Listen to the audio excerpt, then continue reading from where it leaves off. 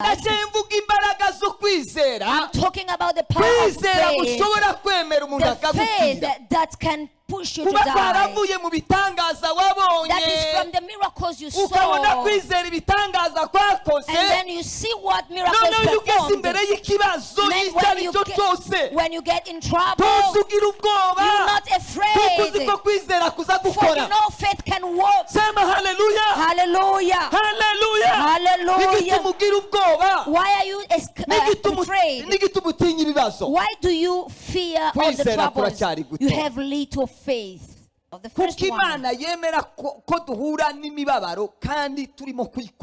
Why does God allow us to pass through troubles and pain while we are serving Him? Second,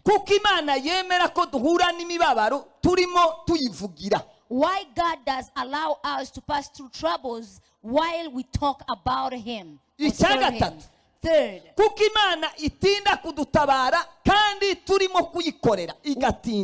God does delay to come at our rescue, yet we are serving Him? Fourth,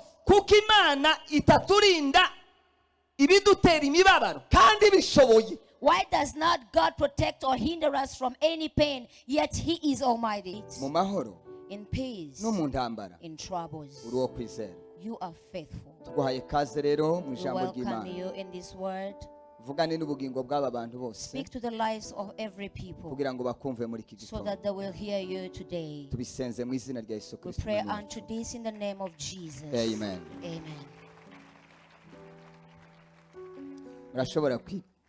You may be seated.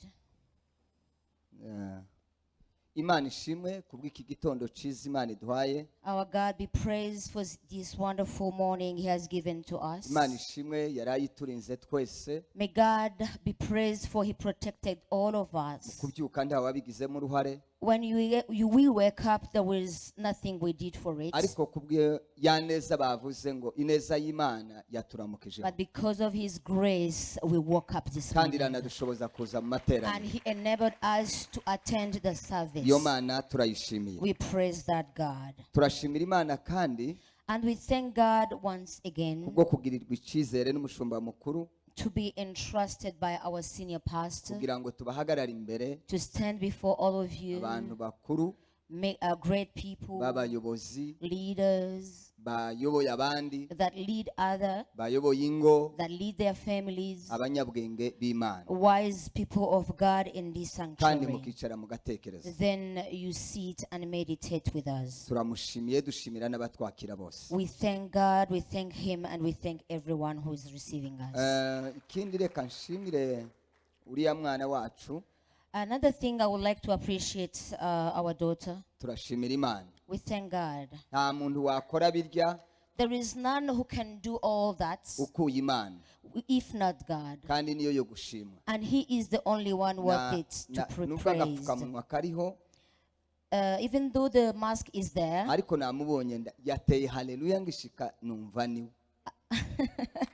when she just said hallelujah when I arrived here, I said she's the one. May the Lord be praised for doing it.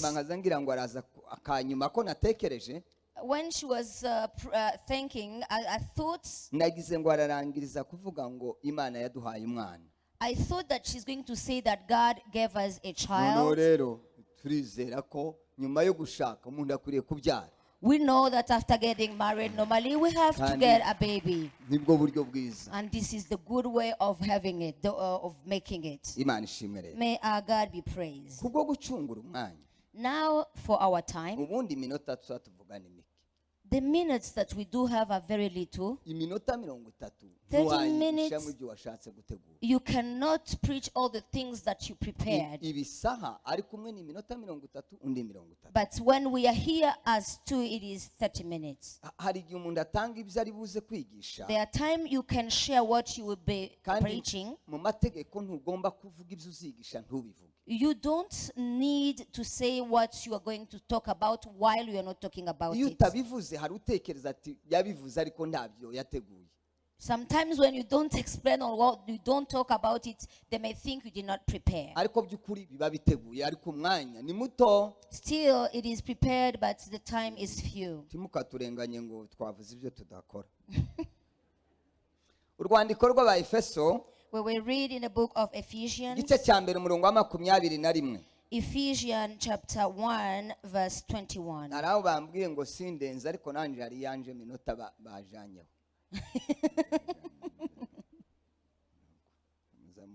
Nimukazamurenganya abandi bantu.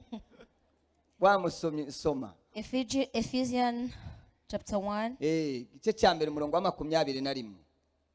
Imushyira hejuru y'ubutware bwose n'ubushobozi bwose n'imbaraga zose n'ubwami bwose n'izina ryose rivugwa uretse muri iki gihe gusa.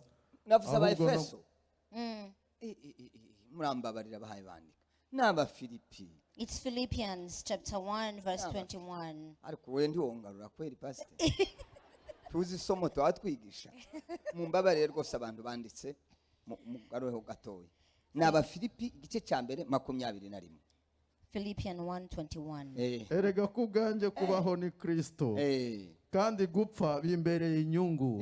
Amen. Amen. For me to live is Christ and to die is gain. Amen. Ibyahishuriwe Yohana Revelations 12 n'umurongo wa 11. 12:11. 12 n'umurongo wa 11.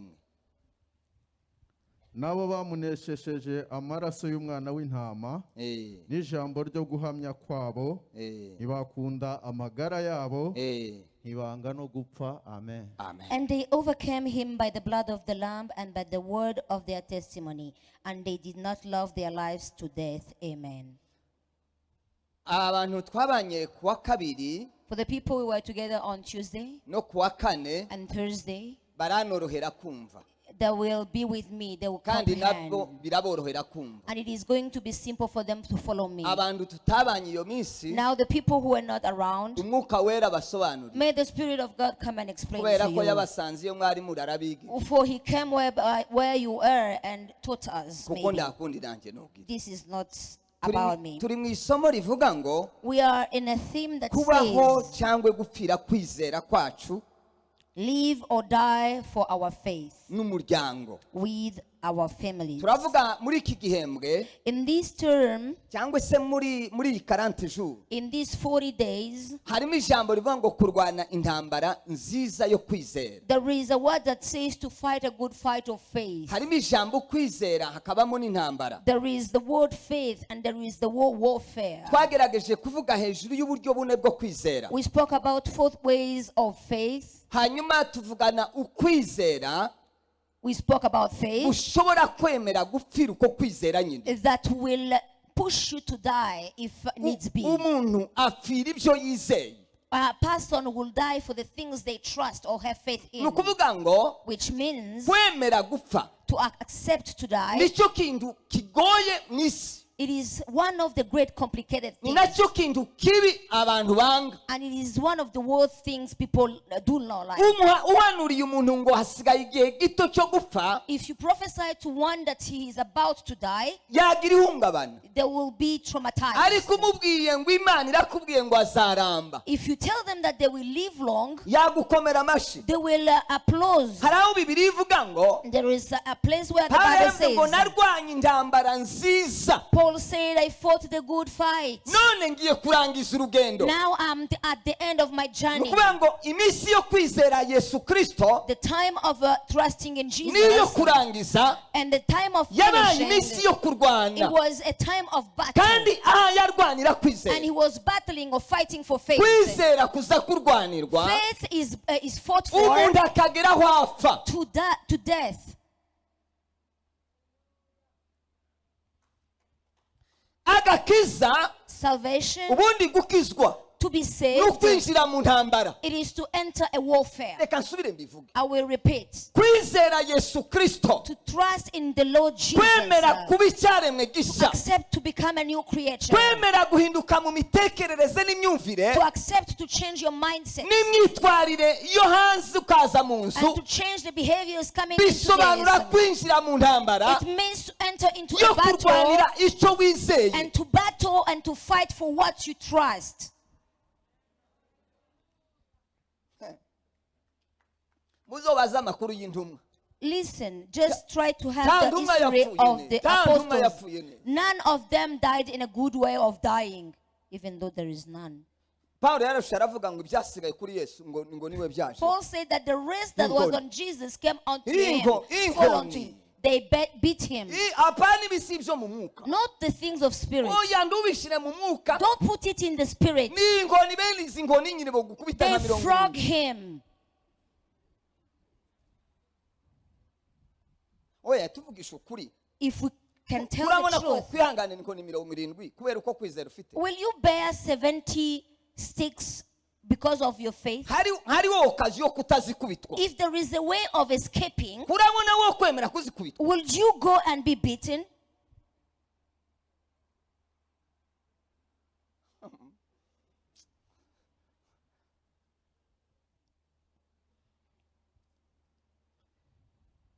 Nirutse twavuze ngo kubera iki dukwiriye gupfira kwizera. We said, why should we die for our faith?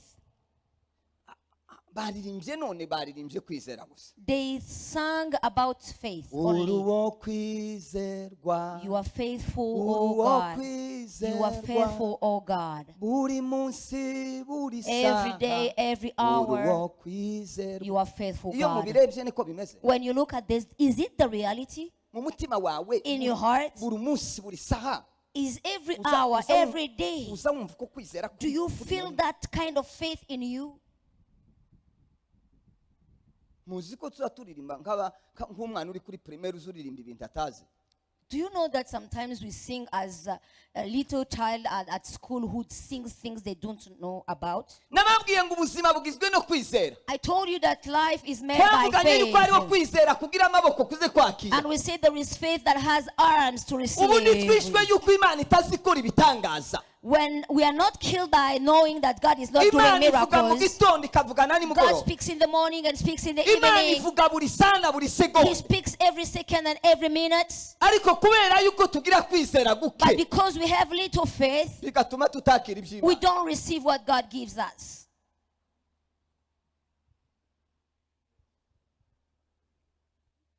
Nje nabonye ahantu I saw a place dusenga when we were praying, Imana ikavuga ngo when God said, uyu mubyeyi this woman, aratwite she's pregnant, umwana w'umukobwa a daughter, cyangwa a w'umuhungu baby boy, a baby girl, azavuka afite akantu hano and he's going to have a, cyangwa azaba a afite finger akantu ku or gutwi. something on the ear. Ecography original. I saw a real echography.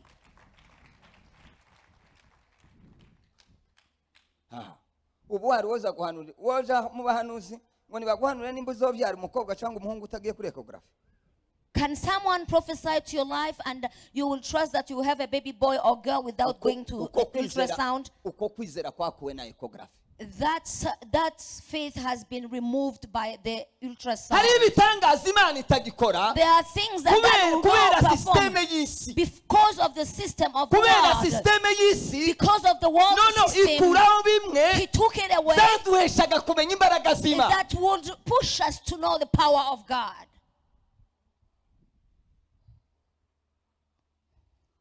Hako muzi uburyo kwiga bigoye kwiga ngo 1+1 rimwe n'irindi rimwe muzi uburyo biza bigora abana. Do you know how it is difficult to know that 1 + 1 = 2? Muzi guhuza B na A uburyo biza bigora. Do you know how it is difficult to add A + B? Hariho abantu basenze Imana. There are people who pray to Basenga God. Imana. They Baje prayed. imbere y'Imana. They went to God. Barayibwira ngo They turakwizeye. told God, we trust Turashaka you. kumenya kwandika. We want to know how to write. Utwigishe kwandika. Give us how to Utwigishe write. gusoma. Teach us how to Uko read. kwizera bakujana imbere They had y'Imana. that faith and they took it Sema before God. hallelujah, hallelujah. Hallelujah, Bajana hallelujah. amaboko yo They kwizera. brought hands of faith. barasoma barandika. Now they can read, they can write. Barahari baracyariho baracyahumeka. They are living. Musaza umwe ni Pastor Gatako. There is a pastor called Gataho. Bagiye mu ivugabutumwa. They went to evangelize. Are we together? Ko birumvikana. Do you feel Hallelujah. Hallelujah. Hallelujah. Hallelujah. Hallelujah. Hallelujah. Hallelujah. Hallelujah. Bwana asifiwe. Amen. Ariko nk'umuntu utavuga amen urarwaye uri muzima. Why don't you say amen? What have you come to do? Waje gukora iki hano? What have you come to do? You don't say amen, you don't raise your hands. Kuriya mu kibuga haba abakinyi hakaba n'abandi babinyuma bo gushigikira abari. Siko bizabigenda. Do you know in the tarmac we have the soccer player and we have people sitting on the stadium to only observe. Tiwigisha. You don't preach. Tosenga. You don't pray. Totanga hallelujah. You don't say hallelujah. You, and the person who is saying hallelujah to you, you don't say amen.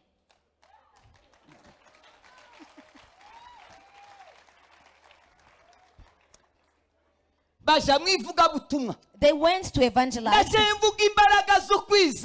talking about the power of faith. The faith that can push you to die. That is from the miracles you saw. And then you see what miracles performed.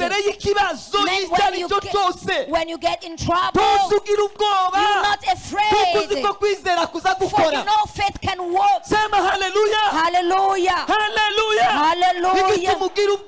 Why are you afraid? Why do you fear all the troubles? You have little faith.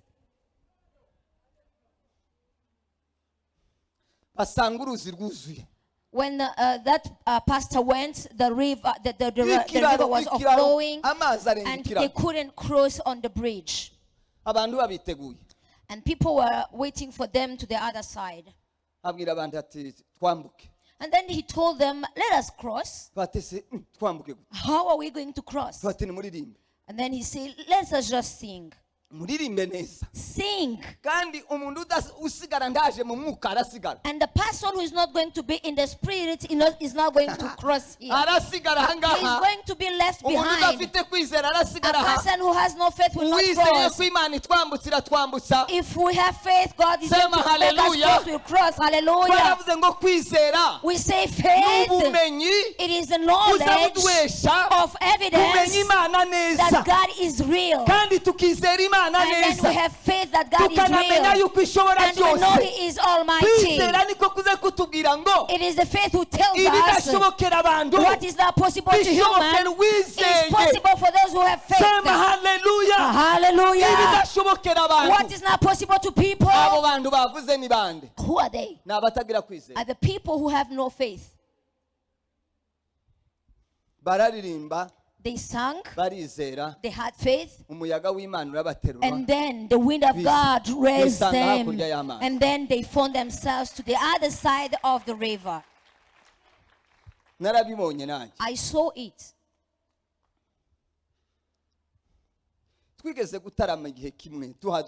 One time we were praying, you know, in the village, there were no lights, we had those petrol lamps. Then we were there. Then around 7 hours after, it was really powerful. It was at 1 a.m. We were dancing. There is a power that comes down, and a great power that comes down, and then the Spirit of God comes. Hallelujah. Hallelujah. Hallelujah. We prayed. And then you had no fuel anymore. And then I told my people, I say, you know, in heaven we have the petrol. Let him bring petrol in this house. And then we'll keep dancing for him till the morning. Because it is for his interest. We are singing for him and praising him. We are talking about his power and his might. I saw it with my eyes. And then the lamp was on until the morning.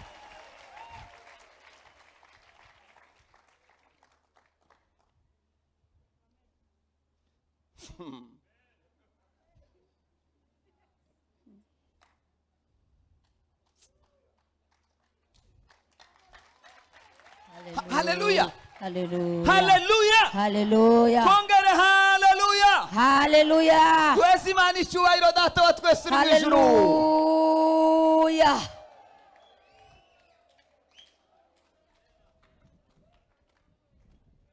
Nako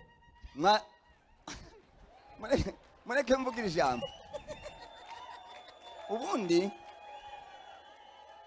Ubundi nituza gukora ikintu, If we are about to do something, uzogikorana ubushake. do it willingly. Uzogikorana ubushake. Do it willingly. Timukaza mugira negligence mu nzu y'Imana. Why do you neglect things in the house of the Lord? Urabishoboye. You can do it. Uza wibuka iminsi watambye mu mabwate. Do you remember how many None- times, how often you are None wageze dancing mu in rusengero clubs? ubu mushefu ntituzi nimba uri umushefu wande. You are now in the church, you become a boss, and we don't know the boss of who. Nituvuga ngo tuzamura ukuboko When we say raise your hands, ubishiremo ikizungu ngaho ubaho abandi bataba. there is so many Si mu Rwanda literature and si mu Rwanda doctrines. twese siyo turi. We are in Rwanda. Utuye mu kirere si mu. Are you living in the air? Uzuryama ku marira abiri si bumwe. Do you sleep in the air None now? si isoko imwe twese siyo tuzaduhahamo. And we're going to the same Si market. ibishimbo n'ibiraya n'inyama n'iki kindi. Do you eat any other thing that about beans and potatoes and whatever? Wewe uzurya umusenyi. Do you eat sand?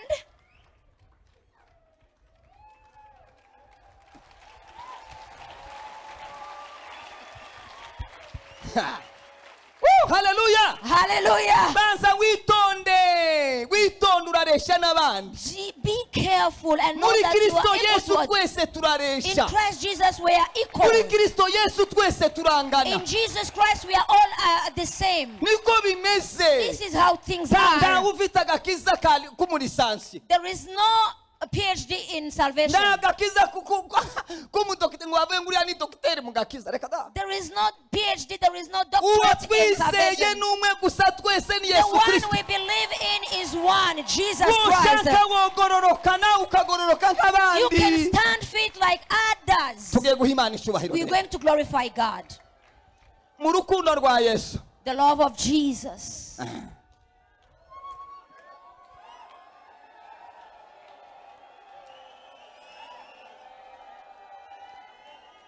Urarwaye? Are you sick? Ariko umuntu yoha Imana icyubahiro yicaye hasi atarwaye. Ariko ibyo bintu mubona bifite injyana.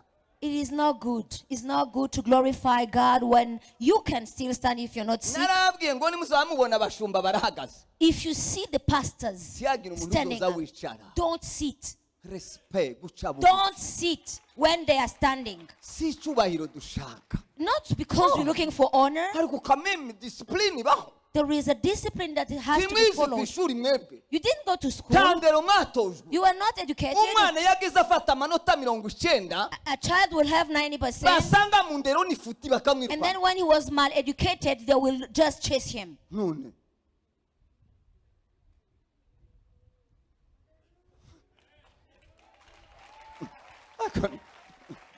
Ukamvuze nabi. Oy. Ndasa numvuze nka neza. Abantu utabyemera biremewe nanje n'abashumba na Yesu n'Imana n'Umwuka Wera. If you don't accept this, I believe the pastors accept it, the Spirit of God accepts it. Hallelujah. Hallelujah. Hallelujah. Hallelujah. Tungere hallelujah. Hallelujah. Dusubiremo hallelujah. Hallelujah. Tungere hallelujah. Hallelujah. Tungere hallelujah.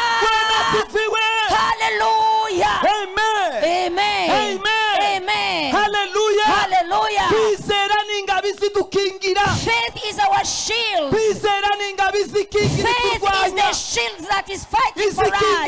He protects for us and nothing will touch you. Amen. Amen. Wike hasi mani. You may be seated. Hallelujah.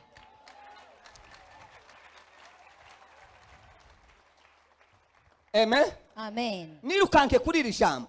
I'm going rushing. iyo haje kurwana When fight hari comes, ibintu bine bihita biza there are things that are coming in iyo force. bavuze intambara When they speak about hari battles, ibintu bine bitobura mu there are ntambara 4 things that will appear. zoba intambara z'umubiri May it be a fight of zoba physical, intambara zo mu mwuka a spiritual one. ibintu bine bitaza bibura 4 things that will be there. nicyo gituma rero That's why kandi And intambara iyo zije when fight comes, icyo ziviziya what they want to, zihungabanya kwizera it is your faith.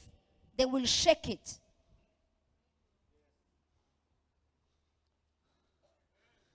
biriya bitero byose uzubona All the attacks you ntibiba encounter, bigamije umubiri they don't come for your flesh. oya No. indwara niza When the sickness bakakwirukana ku comes, kazi they chase you at your abantu job, bakakuvuga and nabi people abantu offend you, bakagucokora and people will bishobora love biha you. bihiga kwizera It kwawe is going to touch your faith.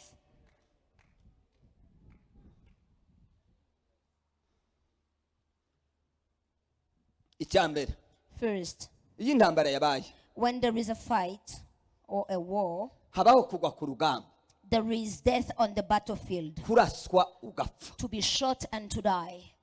icyo ni ikintu kibaho This is something that icyo ni happens. ikintu utosengera ngo ndicobaho This is something we'll never pray to take it hopfa away. bake Less shall die, Ariko maybe will die, bagapfa. but they will die. bagapfa They Ibyo- will die.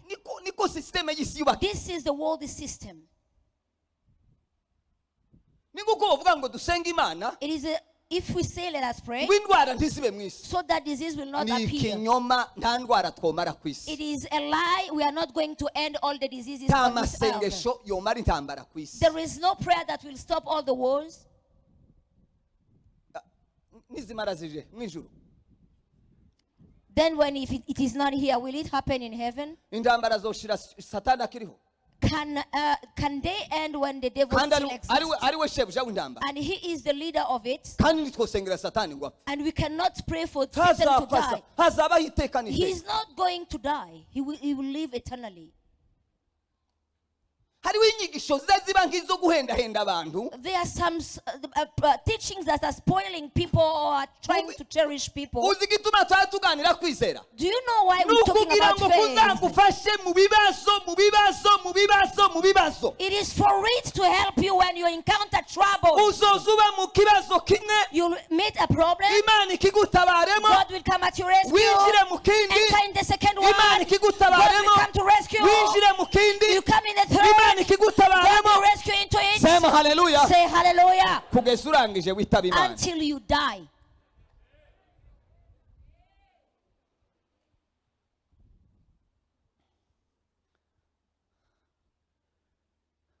ngo abantu bashaka ngo amahoro ngo mu buzima bwabo ngo iminsi yose ngo nibaze hano ukirukanka n'umutwe When they call people who need to have peace for all the whole time of years, you just come bringing your head here. ngo umuvugabutumwa ngo yaransengeye ngo singahure n'intambara The evangelists pray for me so that I will never have a ngo fight in my life. none ngo nk'ibi bivuye What is it? uzomubwira gusengera shitani apfe Tell him to pray for the devil to die. nakubwira ko satani When he yapfuye tells you that the devil died, at that time you can Uzavuga accept. uti ndakize. You say, I will be peaceful. mu ntambara In fights or wars, hari abantu bamwe kwizera kwapfuye there are people who lost their faith. satani yarabarashe The devil shot them. arabarasa He shot them. kwizera kurapfa And their faith died. abayeho They are ibyo living. bavuga ndazabyumva They don't comprehend anything. none akavuga ngo we ndazasubiza And then they say they have no answers. yararashwe They were shot. ntiyakomereka ahubwo kwizera kurapfa They were not wounded, but their faith was dead.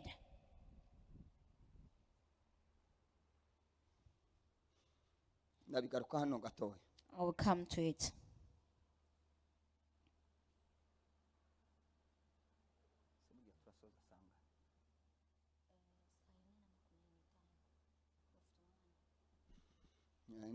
okay icya kabiri kwizera Faith mu ntambara in the world, iyo hatabaye gupfa when there is no death, habaho gukomereka there is wound.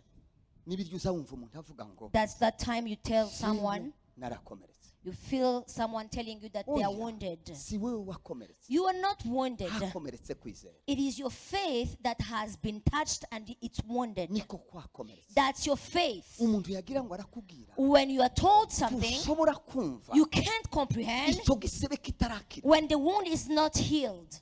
Kandi Satani azi neza. And the devil Iyo knows yamaze gukomeretsa kwizera. when your faith is wounded, Umuntu azaramya. when the person is Kandi praising akarira. and then they Ariko ntibigira cry, icyo bitanga. but it doesn't touch their faith. Ese birumvikanye. Do you hear me? Umuntu yaramye ukabona karari. You will see someone worshiping Kandi God ukagira ngo yahuye n'Imana. and you think that they met God. Naho nagahinda kigiseba. Now they are crying because of the wound they have into them.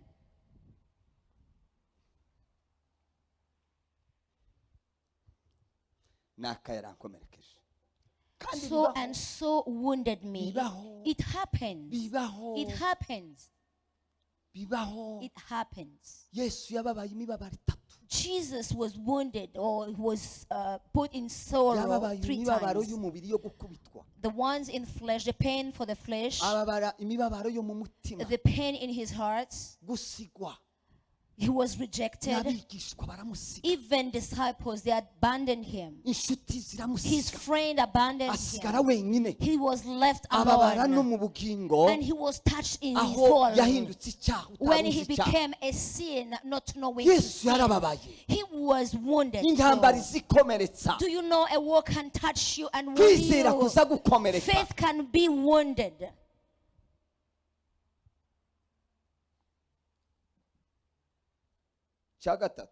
Third, to be casualties. You can have this handicap when in your faith, when your faith is wounded. A person will ask, why do we give money? Why do we give money? Faith is his faith is a lamb. He doesn't know what the money that is given or spent for what. Do you ask about the taxes of the government? Do you? Do you go and ask about it?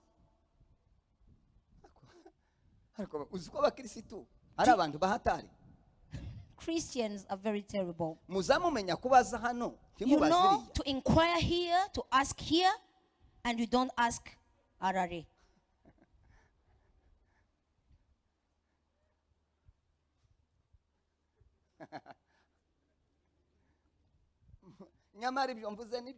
What I'm saying is true.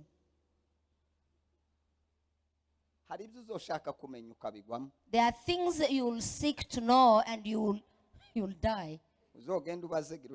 Go and ask. Go and inquire and see.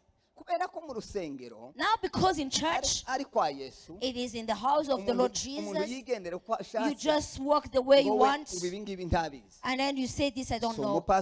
He's not a pastor, he's not a deacon, he's not a protocol, he's not in finance.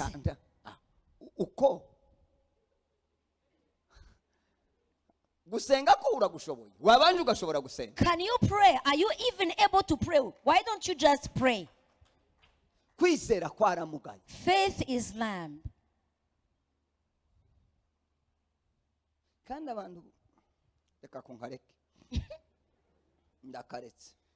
leaving it.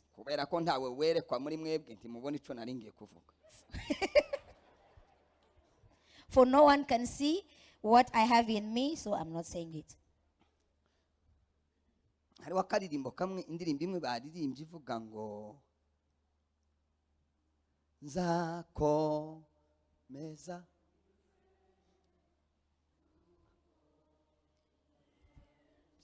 I'll keep on trusting you because I know you don't lie.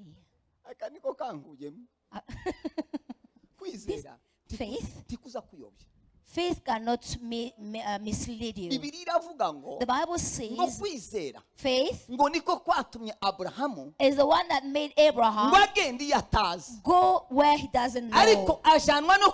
He was led by faith because faith knew where he was heading to. kwizera Faith kwatumye Aburahamu made Abraham bagenda atazi yaje, go not knowing where he was ariko heading kubwo to. kumenya ko kwizera But knowing that kutaza faith kuyobya is not ko kwari misleading, kuzi iyo it kumujyana. took him wherever he wanted. Iyo wizeye Imana When you have faith ukizera imbaraga and zayo, you trust in his ni power, ukuri ndakurariye ku ijambo I ry'Imana, swear to the Lord, kwizera kuba faith kuzi iyo kwari kukujyana. knows where it leads you to. Ntikuza kuyobya. It doesn't abuse or lie.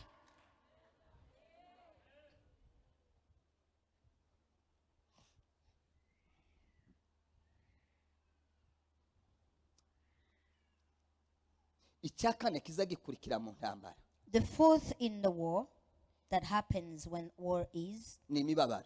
it is pain. Imibabaro Pain. mu Pain. ntambara habamwe imibabaro, During the war, we have troubles, we have pain. habamwe agahinda. There is pain and sorrow. Ese birumvikana? Do you Noneho comprehend? hari ibibazo nibajije, There are questions that I ask myself. ibibazo Questions. bigera nko kuri bine. 4 questions that I Ikibazo cya mbere nibaza, asked myself. The first kuko one, Imana yemera ko duhura n'imibabaro kandi turimo kuyikorera. why does God allow us to pass through troubles and pain while we are serving Him? Ikibazo cya kabiri, Second, kuko Imana yemera ko duhura n'imibabaro turimo tuyivugira. why God does allow us to pass through troubles while we talk about Him or Icya serve Him? gatatu, Third, kuko Imana itinda kudutabara kandi turimo kuyikorera igatinda. why God does delay to come at our rescue yet we are serving Him? Icya kane, Fourth, kuko Imana itaturinda ibidutera imibabaro kandi bishoboye. why does not God protect or hinder us from any pain yet He is Almighty? Ikibazo cya gatanu, The fifth, kuko Imana izi isa n'irebera turimo turababazwa mu murimo wayo. why does God look as if He is only an observer while we are suffering in His work? Ngiye kubaha ibisubizo rero, And I will give you answers. kandi biri mu ijambo ry'Imana. That is through the word of God. Bisubize ibibazo byose I will answer. kandi uzubyibaza. And you normally Nanje nzabyibaza. ask yourselves about these questions. Nta muntu utaza wibaza ibi None of us will tell me that they don't think iyo about it iyo habaye when akabazo, there is a question somewhere. ariko mu ijambo ry'Imana But through the word of God, harimo ibisubizo. we have answers. Bibiliya irimo ibyanditswe byinshi bitwereka neza ko mu byo ijuru ryatugeneye harimo n'imibabaro. The Bible has an explicit way of telling us that in the things that God has prepared for us, trouble and pain are inclusive. Ibyanditswe byera The Holy biratwemeza Scriptures neza will convince mu us bukristo bwacu in our Christianity hari ibyo twagenewe n'ijuru, there are things that are prepared from hari ibyo ijuru heaven. byatugeneye, There are things that are prepared from harimo heaven. n'imibabaro. Troubles are among.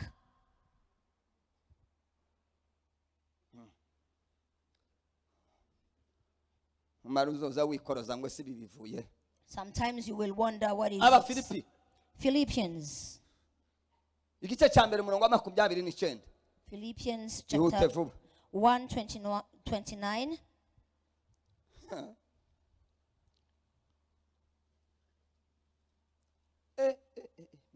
Tibyoroshe. Soma musomye. Igice cya mbere 29. Rwandiko Paulo yandika abi Filipi. For to you it has been granted on behalf of Christ not only to believe in him but also to suffer for his sake. kuko mutahawe kwizera Kristo gusa, Aho? ahubwo mwahawe no kubabazwa kubwe. Kubabazwa kubwe. To do what? To suffer. Kuko tutahawe kwizera Kristo gusa. We were not only given to trust him. Twahawe no kubabazwa. We were also given to suffer. Nukuvuga ngo gukurikira Kristo, It means to follow kwizera Christ, Yesu Kristo, to have faith in Christ, kujyana n'imibabaro, goes hand in hand with trouble. bijyana no kubabazwa, It goes with suffering. no kubabazwa bikajyana no gupfira And uko kwizera. suffering will bring death.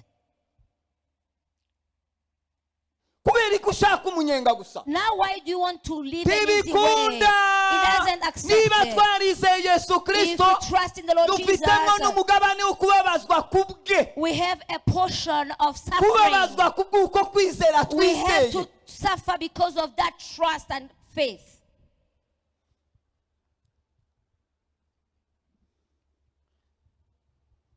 rwandiko pawulo yandikiye abitesalonike ba mbere 1 Thessalonians igice cya 3 umurongo wa 3 Thessalonians 3:3. That no one should be shaken by these affliction, for you yourselves knows that we are appointed to these.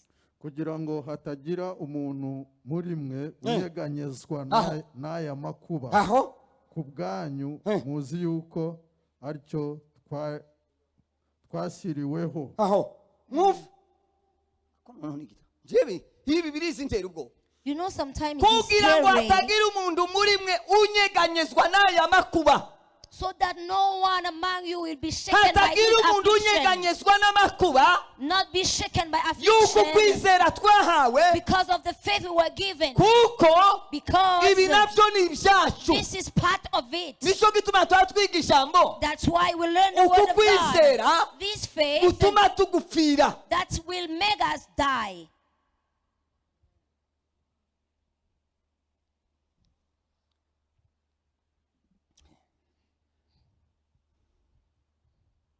nicyo twashiriweho We were put for that, mu yandi appointed. magambo nicyo twizereye This is why we trust in the Lord. twizereye We kugira ngo trust in the Lord tutanyeganyezwa n'amakuba so that we will not be shaken by kuko afflictions, kuko ni ayacu because afflictions Ni is part ibintu of byacu, us. ni It ibintu is byacu. ours. ubutumwa buragoye ni ibyacu It is ours. kubabarizwa kristo ni ibyacu To be afflicted for Christ, kubera yuko ntituzobabazwaga ntiturabibi because we are not going to, ntituri abajuru we are not thieves, ntituri abasamba we are not fornicators. twavuye iriya hanze We were outside and we noneho came rero into. dukwiriye kubabarizwa icyo twizeye Now we have to suffer for what we nicyo trust. twahamagariwe This is why we are appointed.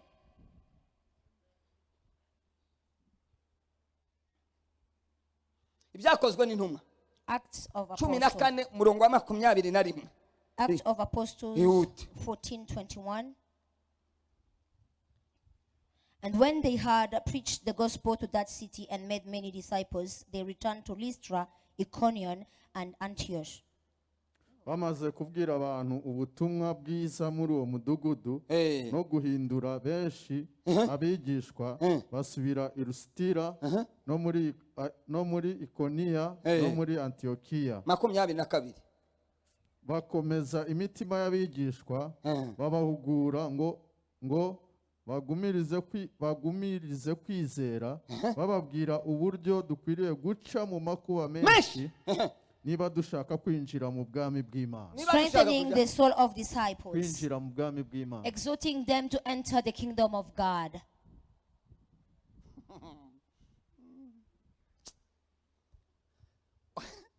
umuntu wabashutse A person who lied to umuntu you, wabashutse a akababesha person who deceived you, ngo kuza kwa Yesu no gushika uko aryama ugasinzira that coming into Jesus is coming and lying down easily.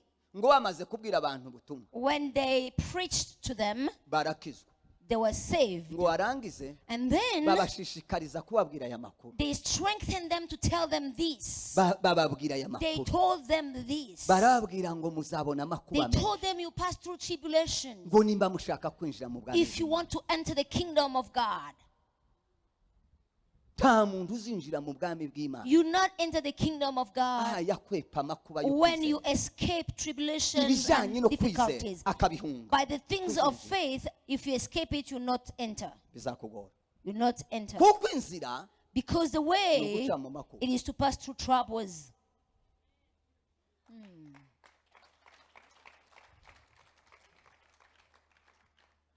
muzombwira abantu mu isezerano risha muzusome murebe ko abantu bose bakurikiye Yesu ingorane bagiye bahura nazo. Try to read the New Testament and look at the people who are following Jesus, the way they suffered.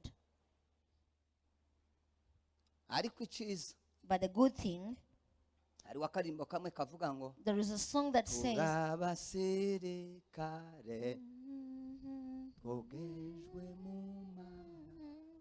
we are good soldiers, cleansing the blood of Jesus. For our Lord Jesus Christ, He is our leader. That's where I was heading to. We are the soldiers of Christ, but our command is Christ Jesus. There is no trouble passed through without Him. There is no one we will encounter without Him. When they insult us, they will insult us with Him. If they hate us, they will hate us with Him. If they laugh at us, they will laugh at us with Him. Say hallelujah. That's why we are strengthened when we trust Him. The writer said, even I put in the fire, it will not touch me. If I trust through waters, it will not flow with me, because I am with Him. Amen. Amen. Yesu Jesus, akakuyobora. He will lead you. Ahubwo n'amakuba ntuzuyumva. You don't even feel that. Even pain, you don't feel it when we are reading. I'm telling you the truth of the word of God. When you enter into that with Jesus Christ, you enter in that problem with Him. Sometimes you don't feel it. You don't know the way you cross it. Do you know why you become discouraged? It is when you leave Him behind. At that time, spirit will kill you. You taking English to Satan?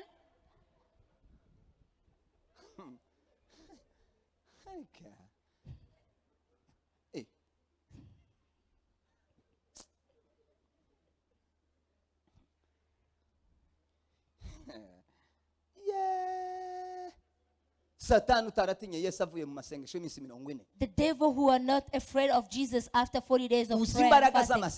Do you know the power of 40 days prayers? Not these ones. This one we ate in the evening. Jesus did not eat for 40 days. He was not eating day and night. Now you can't even stop it during the day. And you see the doctor said, I have so and so. What do you have?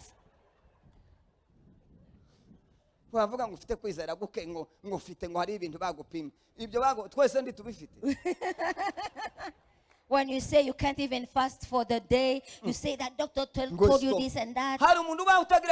Everyone has a stomach. And the stomach needs food, definitely.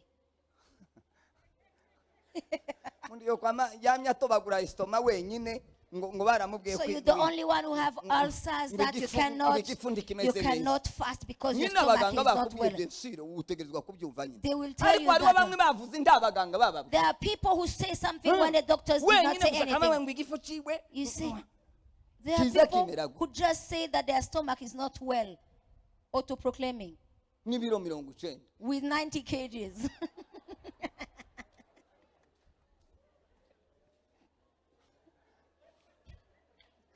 It is another way of reducing your weight.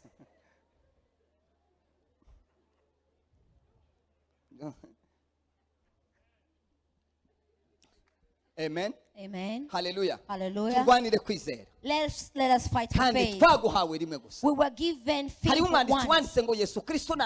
There is a writer who wrote that when Jesus comes back, will He find faith? He did not ask about prayers. He was not asking about pastors. He did not ask about prophets. He said, if I come back, will I find faith? The troubles we encounter for Christ, it is a portion of all Christians. This is the one that will usher us in the kingdom of God. As the word of God says, let us step in His footsteps.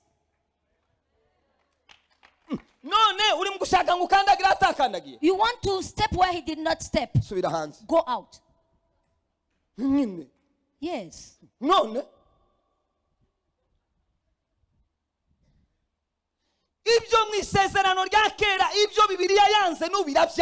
the things that were denied in the Old Testament, the Bible keep on moving. There is no development in the Bible. No.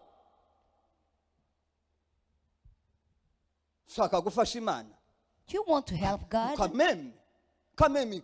What do you say?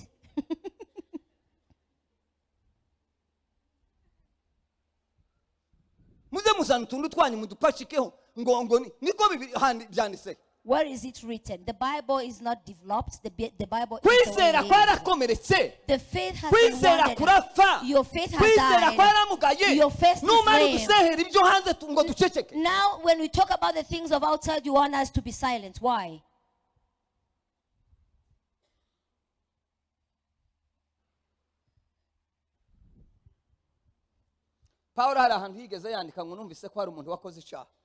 There is a scripture where Paul said that I learned that so and so made a sin. Let them, when I come, let him be out. He was very strict. He told them to remove him. When a fruit is rotten, even the other fruit that is in the basket will be rotten. We are now trying to raise things that we shouldn't. When we want to rebuke you run crazy because you have no faith anyway. I told people there is a place when we were delivered from our sins, we were delivered from the law, and we became the slave of the grace of God. From the bondage of sin and the bondage of the law, we are now in the bondage of the grace of God. And the grace of God is Christ Jesus. That's why Paul said, I am a slave of Christ. I don't do what I want. I don't speak what I want. I don't walk according to what I want. I don't dress the way I want. I don't think the way I want because I have a commander. When I say that, you say it is pastor. I am just saying the Bible.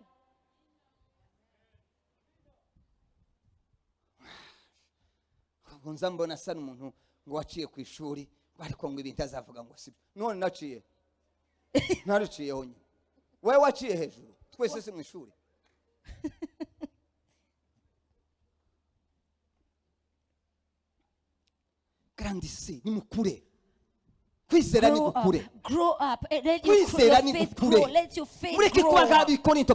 Don't be like the people of Korea. I thought you were grown up. You people who can eat bones. But now you're still young and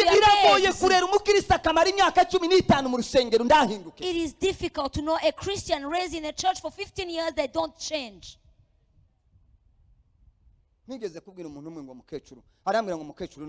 Mine. I told to someone, old mama, she didn't want me to call her old. I was honoring that person, but the person got annoyed. People don't want us to honor them when they are growing old. We are growing old. Whether you like it or not, we are growing old.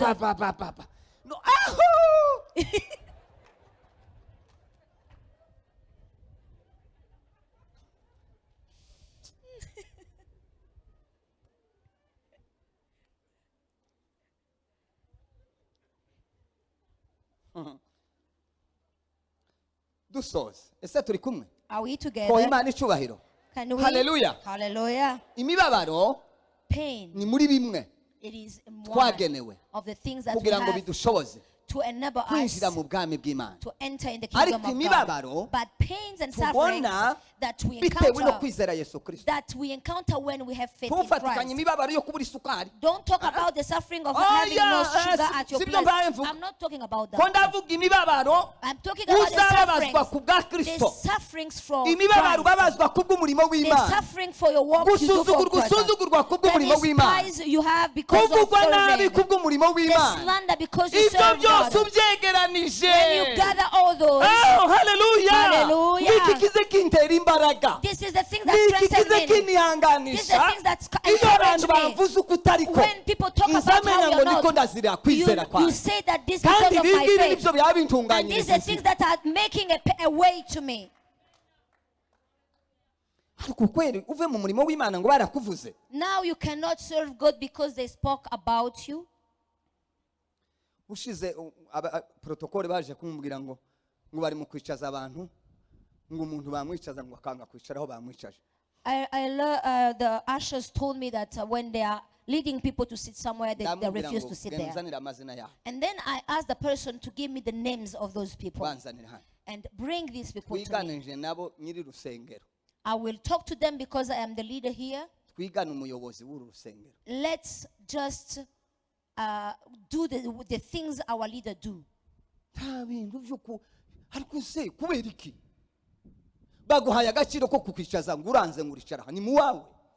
They are asking, they are ushering you to sit somewhere and you are refusing. Why do you refuse to sit there?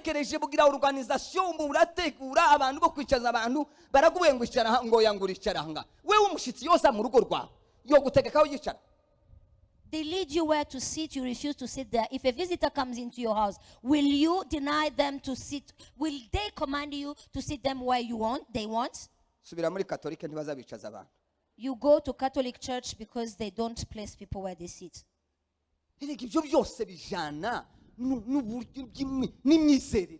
This is hand in hand with the beliefs of people. God allows us to pass through sufferings, for He will prepare or arrange all of us. It is the sufferings that will shape you and shape you. Then when you are well shaped, He gathers you, then you can pass through the narrow way. Do you comprehend? God will allow us to pass through sufferings to shape us and to pass through the narrow way. You read this in Hebrews. I will not read, it is in Hebrews. Hebrews 2:10. Not reading. Second, God wants us to pass through suffering, for it will allow us to obey God. Sufferings will make us obey God. There are times we raise ourselves, they go up and go up. Then when they come to sufferings, they come down and kneel down and say sorry.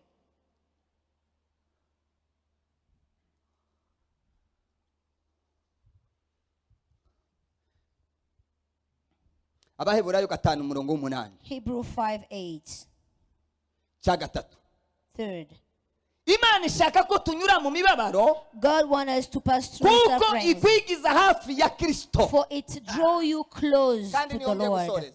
That's where I am aiming. Imibabaro Suffering izitwegereza Kristo. draws us close to the Lord. Kubera yuko Kristo azi imibabaro yagesemo, For Christ knows the nizo suffering yaciyemo, and what He passed iyo natwe through. duciye mu mibabaro When we pass through izituma twegera sufferings, Kristo. we draw close or near to Him. Numva nje imibabaro atari mibi. Then I feel like suffering is now bad. Wewe uyanga You who does not like it, uzaje mu ijuru. you will go to heaven. Timoza kayira ko kuja mu ijuru. Don't you know the way to go to heaven? Umuntu umwe yaravuze ngo wanze gutukwa ngo yaheze mu nda ya nyina. A person said that whoever does not want to be insulted will stay in the womb of their mother. Imana God yaduhamagariye called us gupfira kwizera.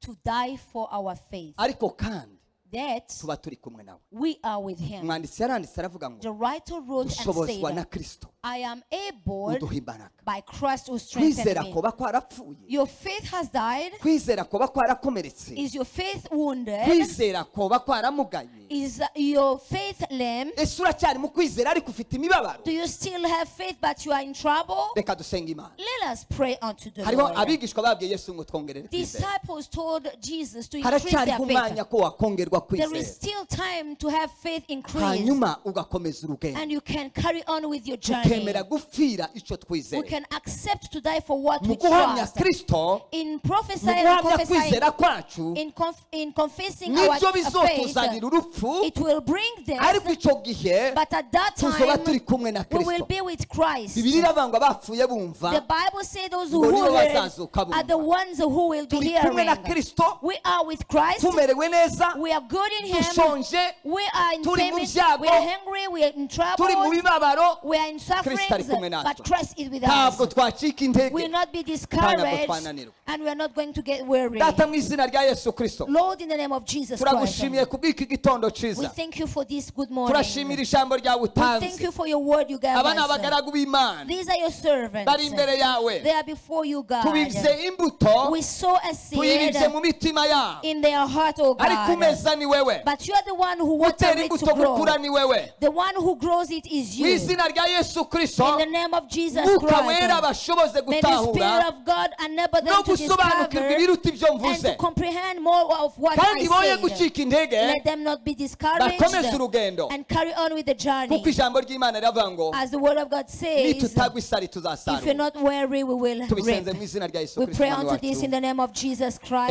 Amen. Amen. Imana ibaheze umugisha. May the Lord bless you.